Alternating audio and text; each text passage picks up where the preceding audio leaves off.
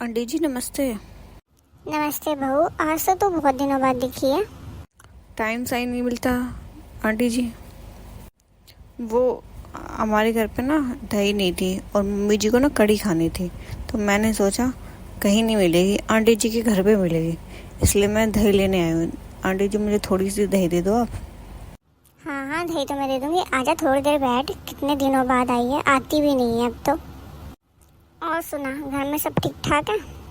हाँ जी आंटी जी सब ठीक ठाक है, वो बस मम्मी का थोड़ा कढ़ी खाने का मन था, तो मैंने सोचा कि बड़ी बूढ़िया इनका मन हो रहा होगा, सास ससुर का ध्यान ही रखना चाहिए, इसलिए मैंने सोचा आज इनकी पसंद की कढ़ी बना देती हूँ।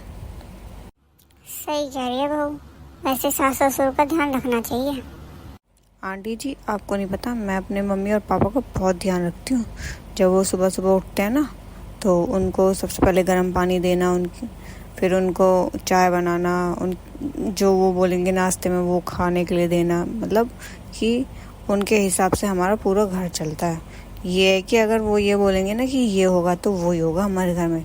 हम अपनी नहीं जलाते, हमारे घर में हमारे सास ससुर की चलती है। यही होना चाहिए बेटा। आंटी जी अब मैं लेट हो रही हूँ, मम्मी को खाना भी खाना होगा, तो आप मुझे जल्दी से एक कटोरी दही ला दो। पूजा, हाँ मम्मी जी। ये बहू को तो दही ला दियो थोड़ी सी।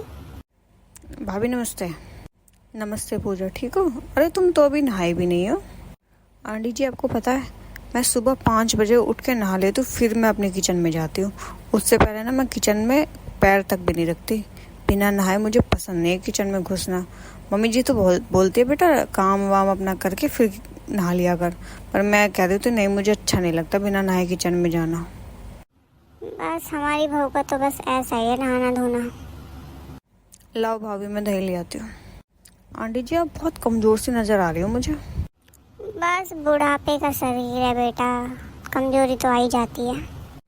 आंटी जी मैं अपने सास ससुर को ना सुबह 10 बादाम भिगो के देती हूँ, शाम को भिगो के रख देती हूँ, फिर सुबह में देती हूँ। और अब मुझसे बोलते कि हमारे शरीर में जान सी रहती है, ताकत सी रहती है, जब से मैंने उनको बादाम देने शुरू कर दिए हैं। मैं उनका बहुत ध्यान रखती हूँ, कि खासकर उनकी सेहत का। सही कह रही है बहू तो।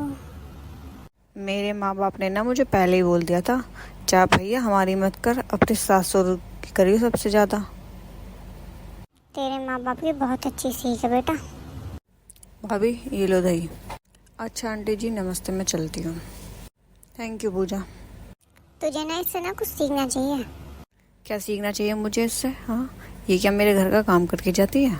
ये बताओ आप। हाँ, इस घर का काम तो सारा मैं ही करती हूँ, और तो कोई नहीं करता है। आपकी सेवा मैं करती हूँ, आपका काम मैं करती हूँ, इस घर को संभालती मैं हूँ। वो क्या करके गई? 4 बात उसने बता दी, आप उसकी बातों में आ गई।